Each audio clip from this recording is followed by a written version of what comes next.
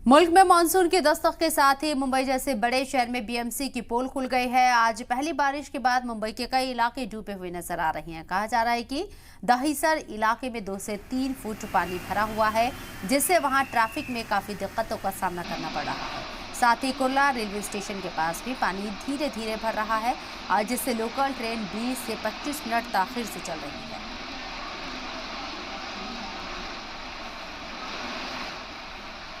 मुंबई में मानसून जो है वो दस्तक दे चुका है। मुंबई करों को कहीं ना कहीं गर्मी से जो है वो राहत मिलती हुई नजर आ रही है। अगर मानसून की बात करें तो मुंबई जो है मानसून देरी से पहुंचा है, लेकिन अगर बात करें कल रात से ही मुंबई के अंदर अलग अलग इलाकों के अंदर जो है वो बारिश हो चुकी है। और अगर ट्रैफिक की बात करें तो ट्रैफिक की जो रफ्तार है वो थोड़ी सी धीमी हो चुकी है। और अगर ट्रेन की बात करें तो ट्रेन जो मुंबई की लाइफलाइन कही जाती है वो 10 से 15 मिनट जो है वो देरी से चल रही है। लेकिन अगर बात करें आने वाले 2 से 3 दिनों से 2 से 3 दिन जो रहेंगे, मौसम विभाग का साफ तौर पे कहना है कि 2 से 3 दिन जो है भारी बारिश हो सकती है मुंबई के अंदर।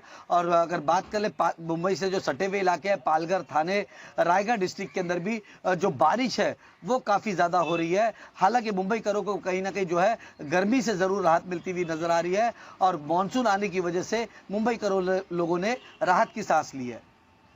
जी मीडिया के लिए अमजद खान, मुंबई।